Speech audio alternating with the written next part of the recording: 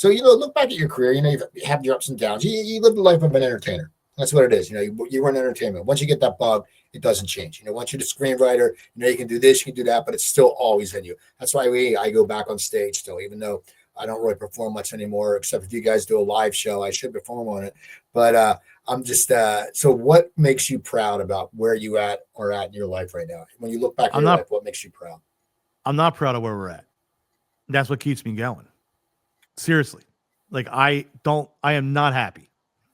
I wake up and I'm like, how can I make today better than yesterday? I'll never be happy. And that's what drives me. Like, I mean, even if I had an Oscar in this hand and an Emmy in this hand, I would still be miserable when it comes to the career end of things, not my personal life. So, but I don't have any regrets either, because I love the mistakes that I made, because I literally learned from every single mistake. I used to go shit on every single radio person in Philadelphia. And then John DeBella grabs me one day and he was like, "You're stupid. You're never going to get a job. You're shitting on the people that can get you work. Go work at a small radio station." And, I didn't mean to name drop, but I'm just saying, like, DeBella gets a lot of heat. So, we'll get a little positive on this one, But I take those mistakes that I made, and it's the same way now all these years later. Like, I go, okay, well, this podcast isn't, the audio sucks on this, or this microphone was bad, or whatever. So I'm not happy. I'm never going to be happy. But that's not to compare myself to Michael Jordan by no means, but he was never happy either, And those are the people that I actually look up to, guys like that, who are just like, today's got to be better than yesterday, even if yesterday was the most successful day I've ever had. This is Coop's Comedy Corner. Buckle up, because it's funny as Coop's Comedy Corner.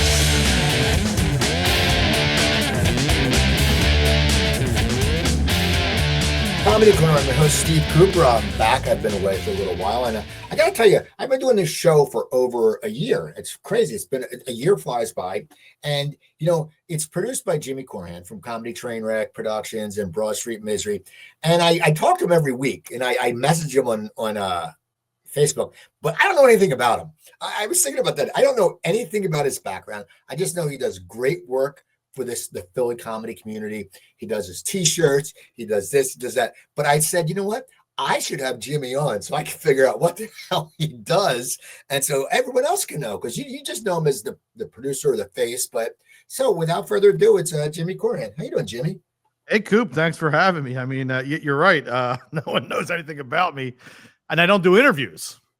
But here we are with you today. So.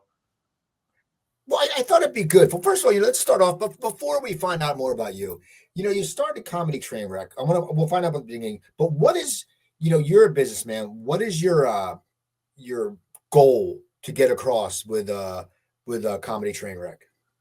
Well, it's changed over the years. It's funny, when I lived in California for a little while, and I came back in 2011, I think, whatever year it was, I came back, and I had no idea that comedy could be done in any place other than a club. So when we came back, I was doing comedy out there. I did the Improv in a few rooms out in the Burbank area, North Hollywood, whatever, West Hollywood. And I said, well, let's do a comedy show. And that's how Comedy Train Rek actually started. I didn't even know any comedians. I knew one guy that I used to that worked at KYW who knew comedians. We booked the show that way through a bar. And the original concept was to build up comedians. And our first shows that we did, we would interview them before they would go on stage, and then we would interview them coming off stage. And the goal was to take open mic comedians and take them to the next level. Then we got away from that after a while and just started doing everything else. But we're kind of back there again, but not with open mic comedians necessarily. But we're back into like the documenting business and building people up and things like that. So I guess that was the original goal of Comedy Train Rek, and that's the goal now. Well, I want to talk about the podcast because, podcasting aside, you've been doing it for a long time, and a lot of people come on and do it. But when did you start doing the podcast? Because I met you. I did McGonagall's show. Yeah. And you, it's so funny. Now, people, if you don't know, it may have changed. I haven't been out there since then, but Jimmy's office, it's like in an old converted laundromat or tailor shop. Dry cleaner. Yeah. And I'm on the show. It's me and it's McGonigal and it's my friend Joey Callahan. And Callahan texts me. He's running late. He's like, "Where is this place?" And I go, "Dude, it's in a tailor shop."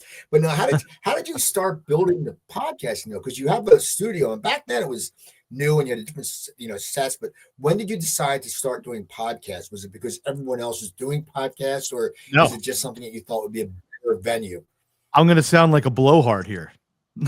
But so I was in radio, and I used to smoke, and I had a better voice when I smoked. I could fake my voice into being a radio voice back then. But I always had a love for radio my entire life. It was either radio or Johnny Carson. They were the two things in my life. And then we got fired from a radio station, and I think it was 04 or 05. I forget what year. And nobody wanted to hire me at that point. I couldn't get anybody. I didn't have an established name, and I was a risk. So a friend of mine, Mike Camino, helped us build an internet radio station. I didn't even know what a podcast was. And we just did my show, the Jim Korhan show, and it was an internet radio show. And it was a rated R show, kind of like my old radio show. The podcast stuff happened later. So I was in the screenwriting and doing that stuff, moved out to California. We came back.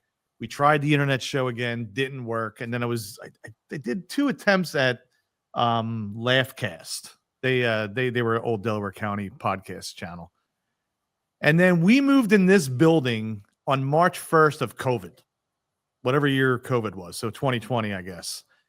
And it was funny. My business partners were like, "Let's build podcasts out of here." And I go, "We're not doing podcasts. I'm a radio guy." I'm so old school. Don't talk to me about pickleball. All right. I'm going to tell you it's tennis. That's how I am. So that's kind of how the whole thing got rolling. And we had one show that they were like my test dummy, the Reeves Company. They were my test dummy, making mistakes and, things like that. But then we just started rolling out shows. And now we're at the point where we're up to 20 something shows when you include our comedy, our sports, and independent stuff that we don't even promote. It's just charities and all. So that's how we got there, brother. Well, it's funny with the internet radio. That's how Cooper Talk started. I was doing corporate restaurant marketing for this place, and I did this show. And it's funny, when I decided to change it to a podcast, I was doing an hour. My show was always an hour, and I had to play half independent music and half guests. But then I started getting a lot of listeners. So I started getting all these guests. I started reaching out to these people, and all these, somewhat celebrities are coming in. But it's funny, when it came to the podcasting part, my old roommate, he was in editing, he went to Full Sail, he did this. And I was like, he knew how to do all that stuff. And I'm like, "So dude, how do I get this shit on iTunes? Do I just put it up?" He's like, he had to explain it to me, because I had no idea that you had to get a back end, like, Podbean or whatever to set it up. So it's so much different than internet radio, because when I would do internet radio, I would do the show, I would save it, I'd put it into the system, and would air every Tuesday at 4:00 and 5:00 and replay. So it's a big difference learning. I mean, was it hard for you to learn that podcasting, because you are old school and you come from old school radio?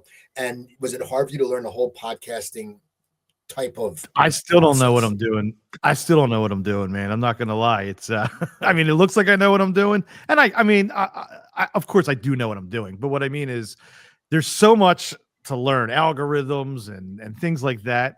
But when I first started this, I reached out to the guy that ran Laughcast. And I said, "Hey, Muff, what system are you using?" And there was this program called Wireless or Wirestream or whatever it was called. And it was like, I wasted a lot of money trying to figure this out, is what I'm getting at. And the program he gave me, nice program, but wasn't for us. And I wasted $1,000 on it. And buying equipment, the wrong equipment. We've gone through 3 mixers now trying to get to the right mixer. And the same thing with microphones.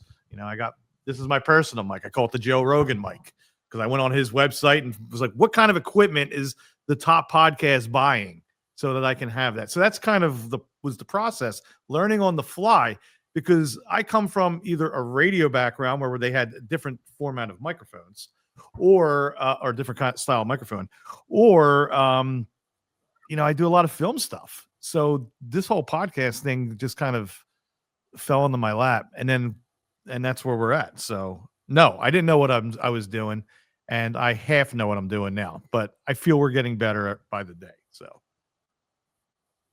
I remember Laughcast. They played Cooper Talk. I remember I did a show with him and Cup C and yeah, Cups is Joanne. fantastic. Yeah, Yeah, those guys are yeah, I good. did They're it with very good them. guys. And so okay, so let's go over the shows. Now, when you're looking at shows, I'm sure it's like anything. If you're a comedy booker, people are going to come up and they're going to bother you. They're going to go, oh, yeah. Now, do you get people coming up to you and trying to get All day. shows a lot? Because you do give a lot of shows out. And I mean, not give them out, but, and you sit there and Yeah. sure you can tell the ones that will work and ones that will don't.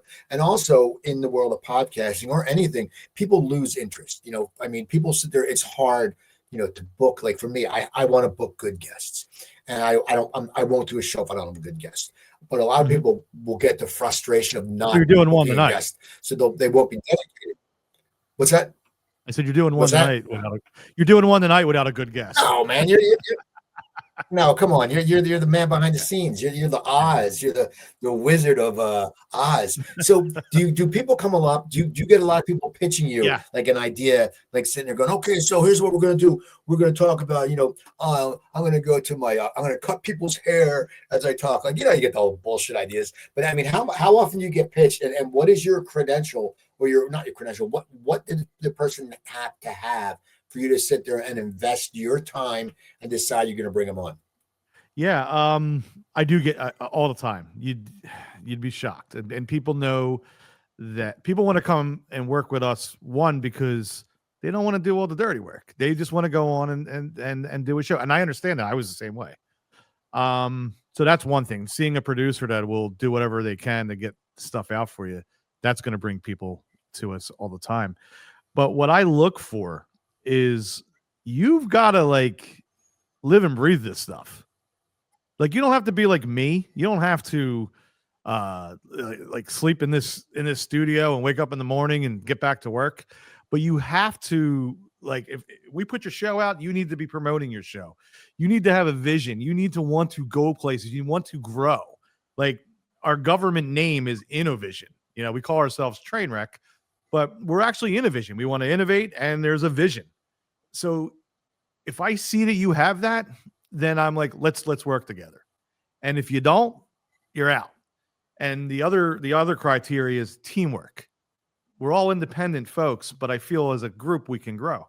And last year we binged people out. We got people out of here because they were all about themselves or whatever.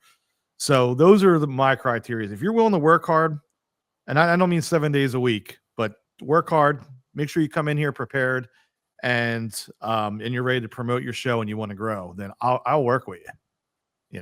So, and we've got everybody on our roster. Everybody is a hard worker.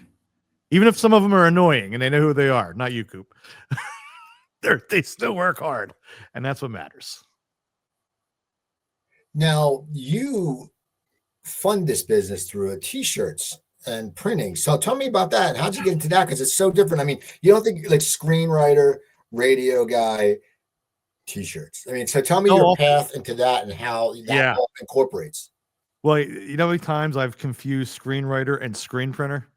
It's more times than you can possibly imagine. But what happened was, so we have this cartoon that we're still trying to film. We pitched it to a couple networks. We met with Adult Swim. We met with the producer, not Mike Judge, but whoever the other guy was behind Beavis and Butthead. They all turned down our cartoon. So then one day we believe in this, so we're going to fund this ourselves. So Pat Clark, my business partner, and I, we're trying to figure out how can we raise money other than just doing comedy shows. Actually, I don't even think we were doing comedy shows yet, so we weren't even at that point. And he says, well, I took screen printing in high school. And that's how it started. Pat took screen printing. We went on YouTube, watched a couple videos. What did we need to buy? This company called Ryonet had everything that we needed. And that's how we got started. And the idea was to use that money to fund what we're doing. Now, we got away from the cartoon and got into other projects like these podcasts and buying the equipment and things like that. Or, the Wid documentary is going to cost a lot of money. But that's how we got into it, as a way to fund what we're doing. and it's keeping us afloat. Be able to Well, how keep did you the lights start? on in this building. How did you start building it as a business? Because the thing is, yeah, what you can do podcasts, you can do this, and you can use the stage job per se to fund it. But building a business, I mean, the industry you're in is very competitive. I know a lot of people in the apparel industry and stuff like that, and t-shirt. How did you actually start building your business and using a business aspect? Because it's just not, you can't go, oh yeah, we're going to print some shirts for some comedians, they're going to sell 5, which always cracks me up. Like people who get t-shirts and albums. That's the funniest things. Like comics who play open mics, or they host, they record an album. And I'm like you do 10 minutes. Who's going to buy the album from you? It always cracks me up. I'm like, why? No one's going to buy the album of the host. It's hard enough for headliners to sell the album. But don't get me started on that. Making a few t-shirts. Well, no, it's just, I will get you started. But t-shirts is one thing, but it's like, go ahead. The problem is, Coop, everyone thinks they're fucking Richard Pryor, pardon my French. And it drives me nuts because it hurts the special. Like everyone's filming a special. It's like, look, you got 15 minutes. You're not that great. Throw some TikTok reels out there and grow that way. I forget how we got on this thing, but yeah, I'm not a big fan of specials. No, I was saying, how did you build anymore? Yeah. No, I was going to say, we started by, how did you build this business? How did you go about building a printing business? Because it's a different, talking to business people and entrepreneurs is a lot different than talking to comedians, even though comedians have somewhat of an entrepreneurial flair because they have to promote themselves, they have to build a product. But how did you start building this business? Because you made it through the pandemic, you've so far made it through the tariffs, but how did you go about getting new clients? I mean, what is your pitch? What is your business model? To be very honest with you, a lot of it was word of mouth. And then one of the things is, it's like, you might see me post about this once in a while, where people will try to save as much money as they can until they get screwed, and like, that's where we come in. So like, I'll see these guys online and they'll sell 100 t-shirts, full color, $3.99, but they're usually coming from China or Pakistan, and there's some kind of problem with the shipping. You're not getting those 100 t-shirts for $3.99. Where we come in is, we'll make sure you get those t-shirts in 4 days or in 7 days. And that's how we build our reputation. I think since we've been doing this, I think since 2013, 2014, whatever year it was, we've never missed an order on time once. And that was recently. And then it was a shipping issue from another country. That was the only problem we've ever had. So that helps us. When, like one of our clients, I won't say who they are, but they're a pharmaceutical company, and it was like, when they needed things done, we got them to them. We would drive them up to their New York office if we needed to, like next day, because shipping couldn't get there on time. Like, that's the way we operate. And that's what I expect in the podcast and things like that. It's like, do what you need to do to get done. And people will follow, and they'll want to work with you in the future. And that's how we get our business. And people leave and then they come back. That's my favorite. People will leave us and they'll find that better deal, and then they come back because that other better deal screwed them. And I'm like, okay, so you saved 50 cents to $1 per t-shirt, right? And by the way, our rates are good too. Like, our rates are really low. I said, but you save 50 cents to $1 per t-shirt, and now you don't have those t-shirts, and you're calling me to come through for you in 48 hours. It happened to me literally last night, so, but we turned it around. People, the work is good. The work is good. If you want to go to coopscomedycorner.com, and you can get Coop Tank t-shirts, Coop's Comedy t-shirts, Cooper Talk t-shirts, mugs. They do some great work. So you want to look into them. So I want to get off the podcasting. I want to get into Broad Street Misery, because there's a great site. Broad Street Misery is on Facebook. It's got a big following. I occasionally will throw Jimmy a meme I make, and I'll put it. And they always do well, by the way. Really good runs. Your memes always do well. Some are not, whatever, but for the most part, they do well. Well, it's funny. The one about someone was bitching about the Sanchez thing, and I'm like, thinking about when I put this Sanchez didn't stab, didn't get arrested, and it's funny because people always get, they'll get offended by something because they don't know the whole story. But I want to hear, how did Broad Street Misery start up? Because, well, explain to people what it is. What is Broad Street Misery? It's on Facebook. People just sign up, Broad Street Misery. You can follow it. And well, explain how it started and what it's all about.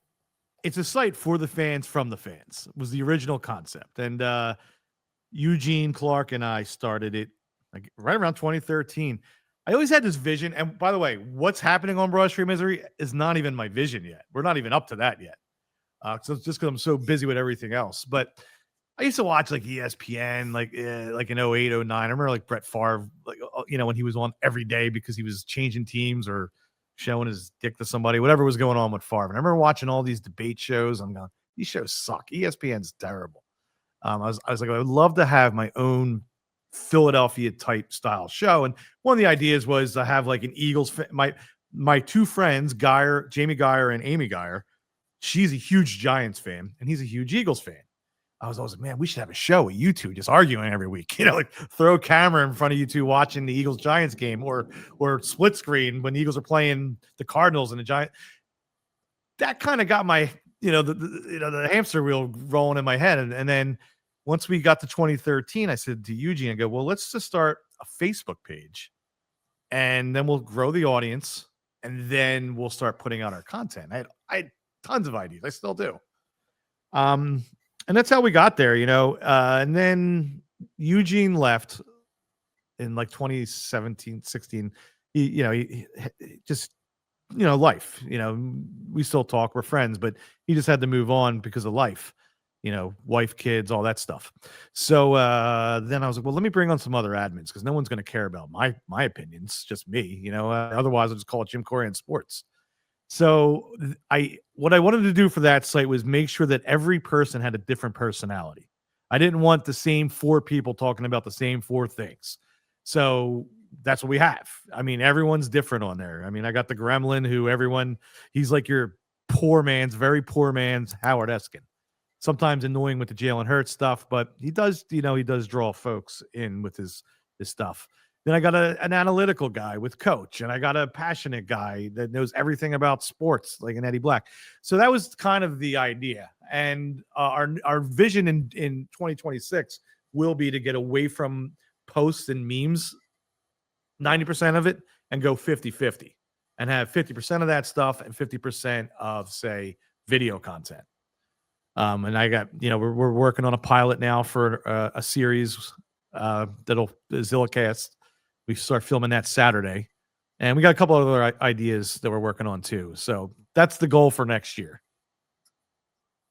Tell me more about Gremlin, because I sit there and people, this guy Gremlin, it's the name is right because this guy's a curmudgeon, and he does bitch about Jalen Hurts, and he does bitch, and it reminds me of some of these people who post constantly about politics. They like the attention, and and I don't know Gremlin personally. I'm sure he doesn't get laid. I do. I'm just saying that I can tell by his post. What's that? I do, and I'll give you the backstory on him. I'll give you the backstory on him. And then tell me, because everyone explains though, because he pisses people off so bad. But the one thing I'm going to give him is he sticks to his guns, and it's one thing, if someone's just is so headstrong, but they get shit on, because he gets shit on, but they stick with their conviction. Even though I read it, I go, this guy's such a putz. He's a putz that I actually have respect for because he does not waver. He doesn't sit there and go, oh, you guys might be right. I mean, Hurts won a Super Bowl. You can say, it's so funny, and that's what I love about Broad Street Misery. People are bitching. The Eagles are 4-2. The only team with a better record in the NFC, they beat. Colin Kerr just rated the Chiefs the best team. They beat the Chiefs. They beat all these good teams. What do you expect? You did something a while ago about predicting how many games and stuff they win. I said they go 12-5, and it's like they're not going to go undefeated, and they're going to have issues. But people just get so pissed. And that's what's so funny. It's like it really understands why people think a lot of Philadelphia sports fans suck, because they can't have good things. We're still the Super Bowl champions. You know what I mean? There's teams. You could be a Raiders fan for Christ's sake. But tell me more about Gremlin, because it just cracks me up. So Gremlin is a guy. He's real. Okay. There are people that think he's fake, or they think it's different admins. And I'll go into what the original idea was for Gremlin, but he's actually a guy I grew up with and is this way in real life. I don't think he wants to drop his name out there. It's why he goes as Gremlin. And the reason so is he's got a pretty decent career and doesn't want. Listen, you see the heat that he gets on there, so he doesn't want someone calling the CEO of his company saying he called me this on this Broad Street Misery. So he just goes as the gremlin, and that's fair and that's fine. But he's a guy that I grew up with, and he was this way as a kid. Okay. It was always the world's coming to an end with our sports teams, even the 93 Phillies, when we were younger. He's a couple years older than me. I was 16 in 93. And he would go, oh my God, there's no way they can get to the playoffs. They're going to find a way to lose. He was always that way. Macho Rowe was all going to get caught with steroids and get arrested. And I mean, that's just how he was. So when we started this whole admin thing, he says to me, Jimmy, Broad Street Misery is the greatest name ever. Now, he didn't understand that I was doing Broad Street Misery as kind of like a parody more than like I really believe we're miserable people. But he is miserable. So he took that literally, and he goes, can I be an admin? Can I get access? And I said, yeah, okay. I mean, I was thinking about not just having me on there anyway. So he was, besides Eugene, probably the original person. And then I started to fill out maybe Mike O'Donnell. I'm sorry. Sorry, Mike. Would be Mike O'Donnell, and then it would have been the Gremlin, would have been the next. But dude, he's like that in real life. I'm not kidding you. And by the way, there are a lot of, if you go into the reviews, we get crushed, and it's all because of him. Like all our reviews are 1 star, and a lot of people go, this guy's racist because he hates Jalen Hurts. What people don't realize is that if you go back to Carson Wentz, he treated Carson Wentz the same way he treats Jalen Hurts now. It's just who he is and what he is. And it's fun. I mean, listen, the Jalen Hurts, I had a conversation with him last week, and I said, dude, the Jalen Hurts stuff, I don't need to see it 7 days a week. Do it during the game, do it the day after, but I don't need to see it Tuesday, Wednesday, Thursday, Friday. Between Jalen Hurts and John Clark, this site, I just want to like turn it off myself sometimes. So, but that's how he is, man. He put one out today. Well, you know what you've been also doing on the site, which I really enjoy, is the Real American, Real American Heroes. I'm going to tell you a very funny story about that. If you don't remember, people, it was a light beer campaign, and believe it or not, and I interviewed Dave Bickler. Do you know who Dave Bickler is? Yeah, he's the original singer of Survivor, and he sang. Who sings on this? He was the guy. He was the guy of all those commercials. And so I always loved those commercials. When they came out, they were so, I don't know why Light gave up on them. They were so funny, like when you need a 12-inch dog, but no, when you want 6 inches, but 12 is just right. So when did you come up with these parodies? And they're really good because they're creative and they do have that same feel. So I would say 2 weeks before the NFL season started, Mike O'Donnell, who's basically my right hand in all of this, I called him up out of the blue. I forget. We were talking about Bud Light or something, and I said we should just do these real teams of genius bits, and we'll do it with NFL. We eventually did one with Phillies Dodgers, but I was like, we can do this. We'll try this every week for the Eagles, and I watched about 1,000 Real Men of Genius videos just to freshen up leading up to it. So Mike is writing the scripts, and then I'm going in and I'm editing the script. Maybe he missed a joke, maybe or whatever, but making sure the format fits what we're doing with what they did. And then Josh, who has been with me since my radio station days in 2004, he's the voice guy. He's our deep voice guy who sounds not too far off actually from the original guy. Not the same, but it's close enough where it helps the joke. Now, Greg does not sound anything like the guy from Survivor, but he was the only guy I knew that sings it all. So we're like, you're our guy, and you're also our video guy. So, but yeah, they're fun. We didn't do one for the Giants because we played the Giants twice, so we're gonna do another one for the Giants in 2 weeks when that game hits. But yeah, they're fun to do. The first one was easy because it was Dallas. The second one was easy because the Chiefs, and we just smoked them in the Super Bowl, and then he got the whole Tower and Kelsey thing. But the third game with the Rams, we were struggling. I mean, I was like, well, I lived out there, and they didn't have a football team when I was out there, so I don't really remember. But I do know that no one goes to the games. The Rams fans don't go to the games. It's the other team. So we kind of like focused on that. We're trying to – it's a roast, basically. And then we got to Tampa Bay, and we didn't put this one out. And I really wish we did, but Mike just did not like what my concept was. But I'll tell the audience. Tampa Bay has had the Eagles number over the years. They closed out the vet, with all that. What I wanted to do was roast the Buccaneers by roasting the Eagles, but pretending that it never happened, if that makes sense. So like, you wish that you closed out the vet stadium, like that kind of stuff.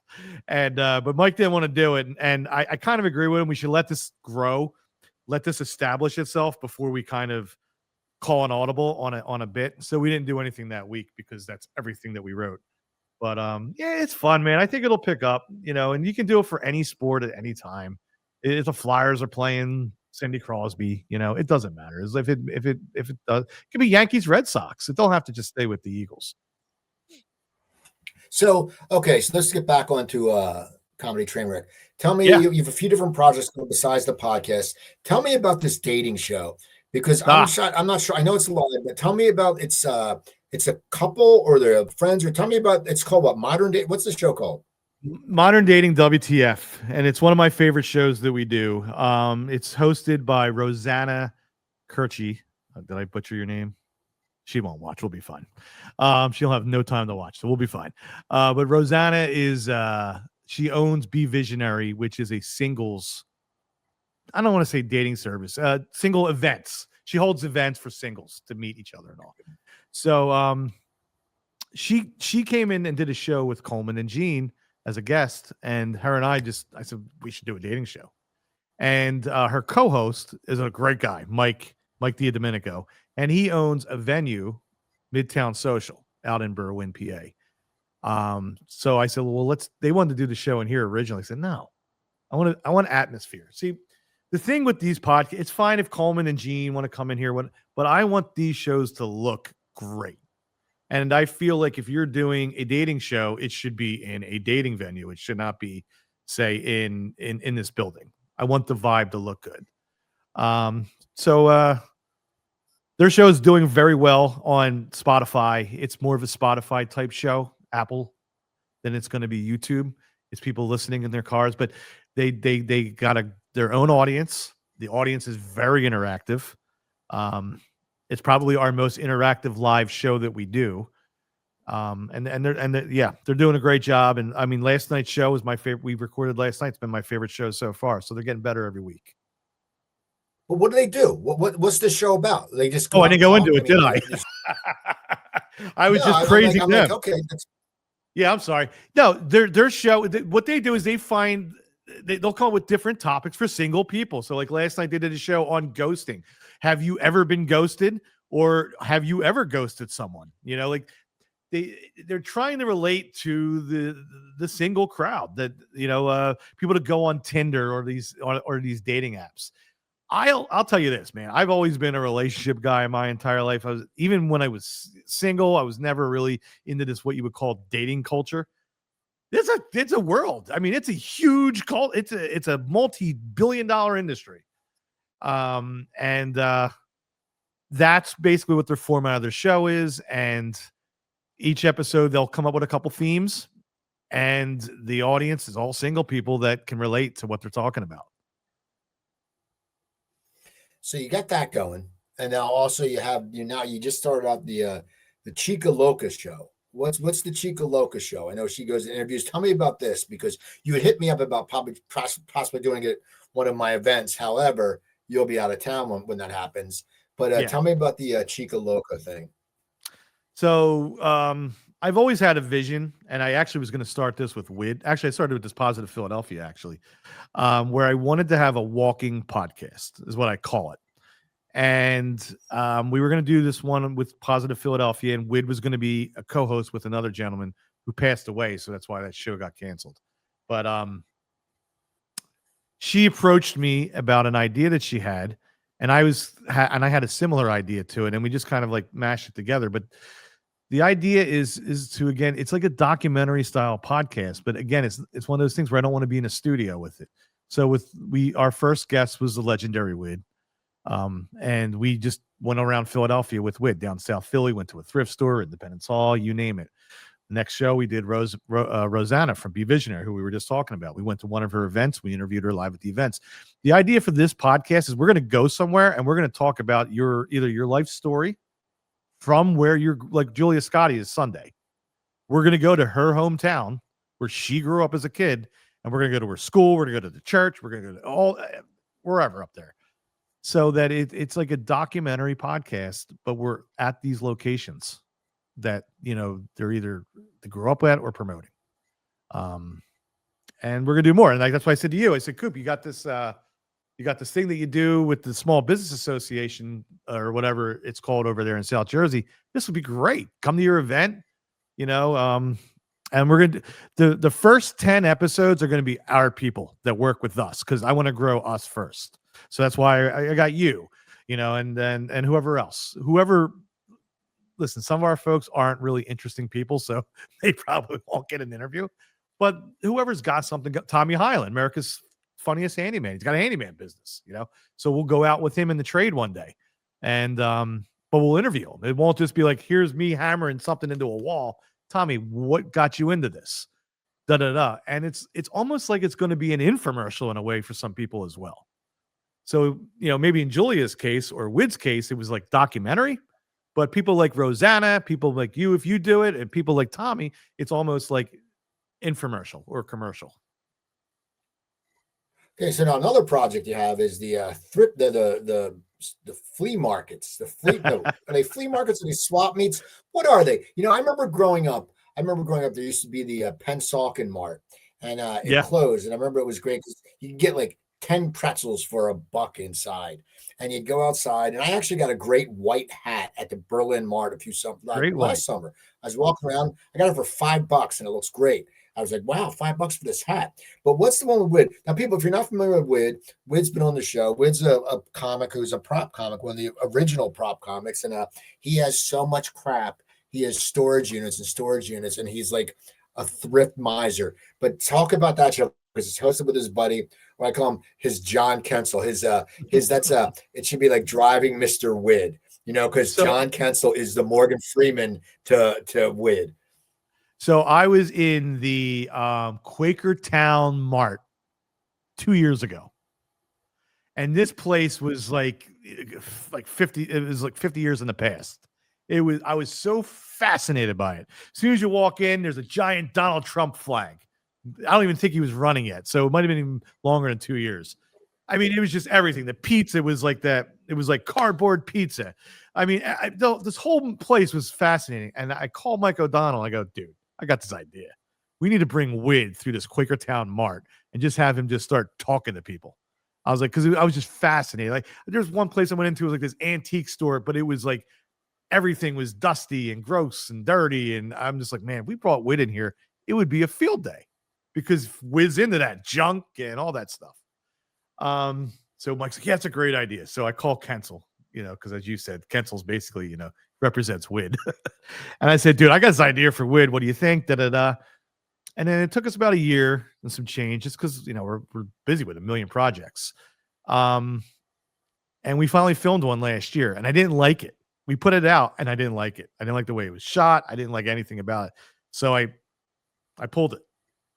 And we just started refilming more recently now, that we're going to put out a bunch of stuff in January. I'm saving everything in January so we can build up a catalog, and that way we're consistent. I don't want us to be, here's a great show, and then see you in 6 months. You'll lose the audience. But we filmed a bunch of stuff. We got, I think, 14 episodes now of the flea market show, like ready to go. And we'll film a little bit more between now and January. Well, here's a question just from someone who's been in the entertainment business for a very long time. And do you think, you had mentioned the Wid documentary earlier, do you think that doing this show is going to take away from the Wid documentary? Because you can't oversaturate. So, I mean, I know the documentary is interesting, but two different audiences. If you already have this, explain that? Well, one's a YouTube show, and the other one is like, we're going for film festivals. Like, the Wid documentary is completely. So here's the thing: when people think of Wid, they think we're just going for comedy. I'll here it is. I'll tell you what this documentary is actually really about. It's not going to be as much about comedy as people think. People think I'm just going to go and interview every single comic and da-da-da. No, we're actually like, this guy's life is fascinating. I mean, we interviewed Tony Bon Jovi 2 or 3 weeks ago down in was it Ocean City or Wildwood, wherever we were. He had a house down there, right on the bay. So we took him outside. So I had the bay as my backdrop, the boats and everything going by. It was beautiful backdrop. But he was telling us stories that we didn't know about. Like, originally the idea was, yes, we were going to do comedy. But as we get to talking to people, we find Tony Bon Jovi would have Wid work for him because Wid lived upstairs from the studio that they had in New York City. And when someone like Mick Jagger would come by, the two names that I remember most from this were Mick Jagger and David Bowie. But David Bowie was actually the more important one here. David Bowie would come in. He would send Wid over to talk to David Bowie, send him in with pencils into the studio and go, here's some pencils. Oh, let me talk to you about the Three Stooges. And him and David Bowie would have conversations for hours. These famous people loved the Wid because the Wid did not care that they were famous. He just cared that you wanted to talk about Abbott and Costello with them. And these were things that we learned about Wid through Tony, and now we're learning other stuff. The Wid went through a tragic thing that most people don't know about that I'm not going to reveal on here because it's a big part of the story here. But I'll tell you off air. But I didn't know about it, and most people won't know about it. It has nothing to do with. It does have something to do with comedy, but it's not funny. So it's going to be two different audiences. The flea market show is literally for YouTube. 100 people will probably watch it. It's not going to be massive. The other one is film festival. We have one. Here's another great thing about Wid is that one of his best friends one of his best friends since he moved to Philadelphia is very well connected with film festivals and stuff. So he is going to help back us once we get to the completion. I'm actually interviewing him in a week or two. So two different audiences. So yes, you're right. Could Wid be oversaturated?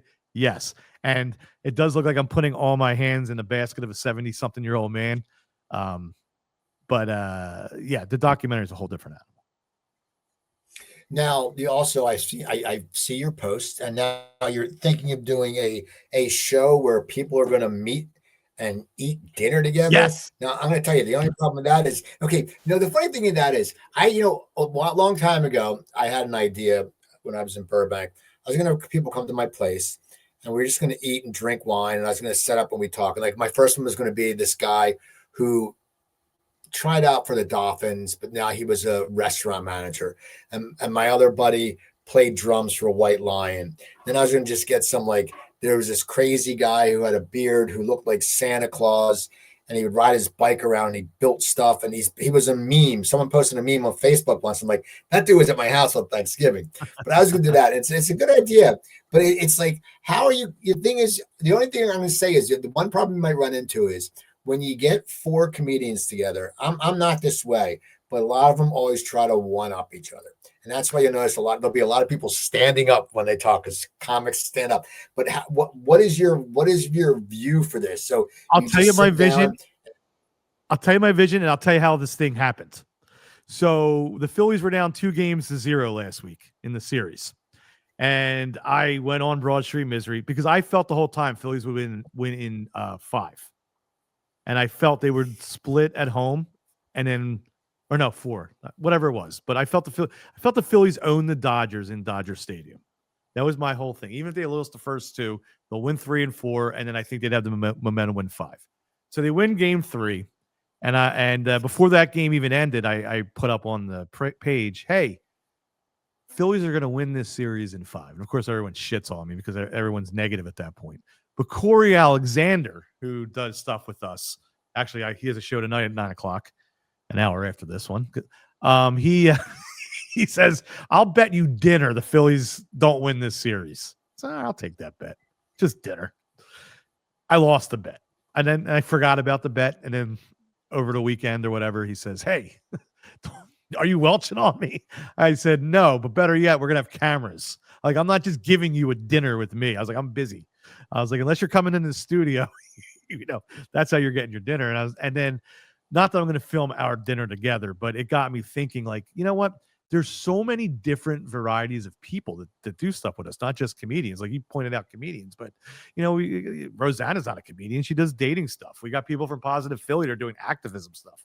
We got all kinds of stuff. I got a charity that we just started doing their show Saturday. It was their first show. So we got all walks of life. And I was like, it'd be fun just to do a show where we have people just eating dinner, and we have Midtown Social where we host a dating show. And this would be a great way to promote Midtown Social as well. Because everything I do is I'm always trying to, how can we grow not just us, but other people as well? So I reached out to, before you saw that post today, I reached out to Mike and I said, hey, which I saw him last night and just forgot about it. Hey, I got this dinner idea. And we threw it by him. And he goes, let's do it. And I said, all right, I'm going to put the post out today. And that's just how we got there. But the idea is, yes, you're right. There will be people like the Wid, speaking of the Wid, who will try and one up everybody.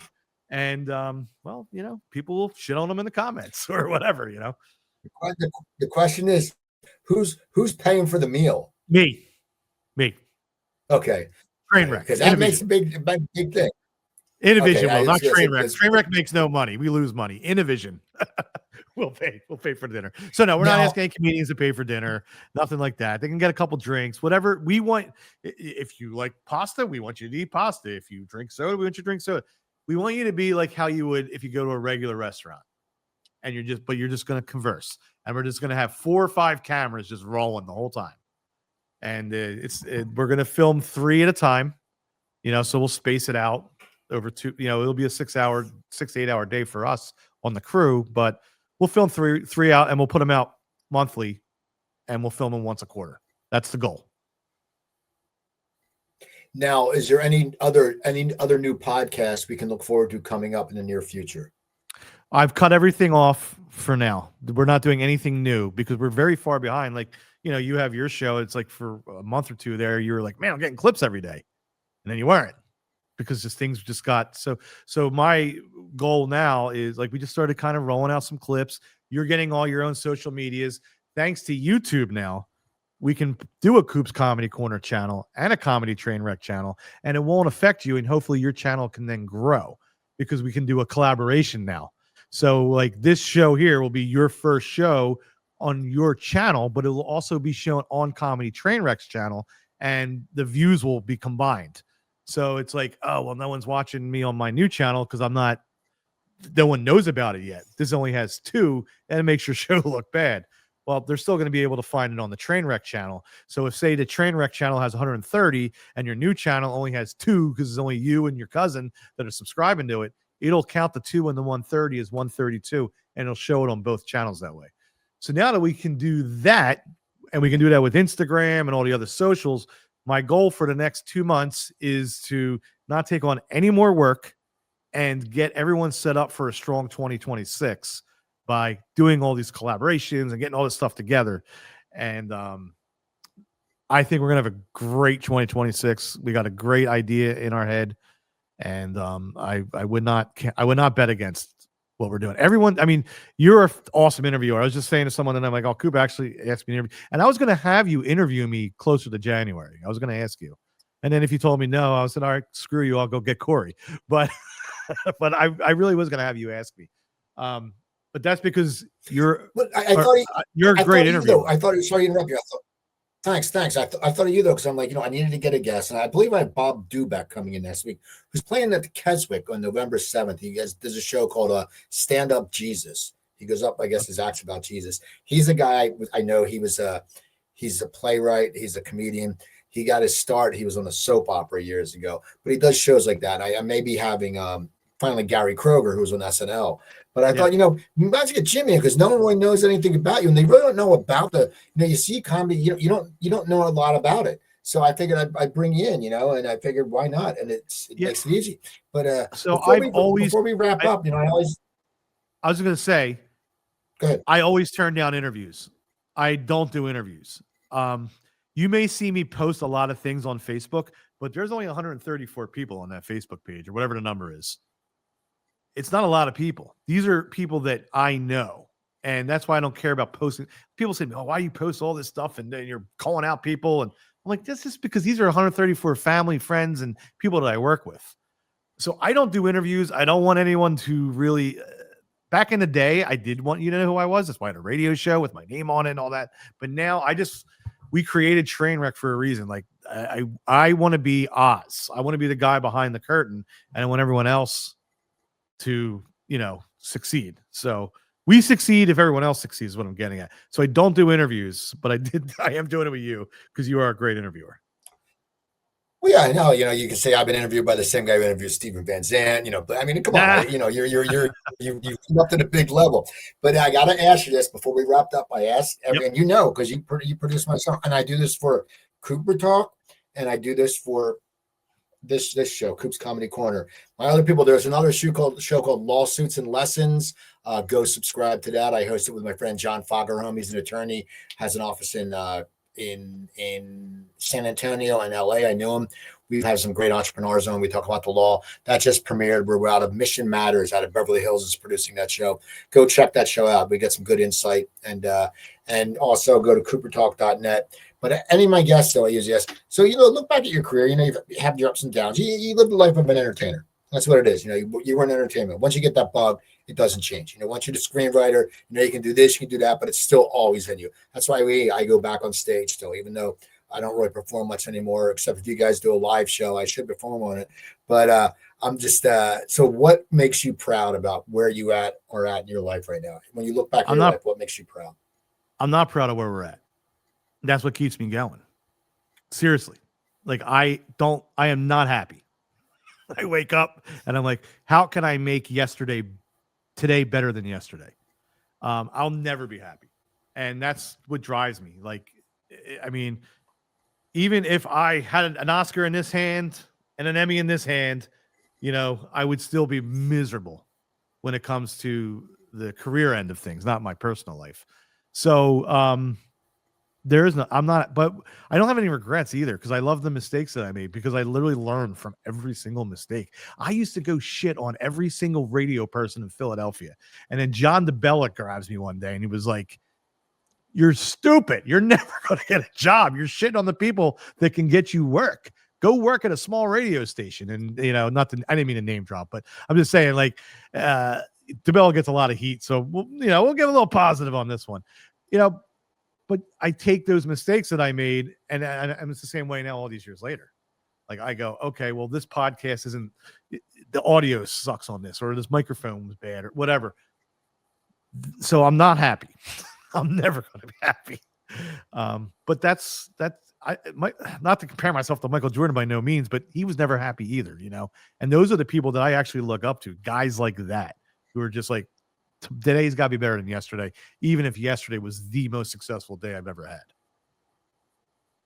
You hear that, Gremlin? Jalen Hurts is like that. So shut up, Gremlin. Shut up about Jalen Hurts. You son of a bitch, Gremlin. Yeah. Anyway, Jimmy, this is great. I'm glad you took time.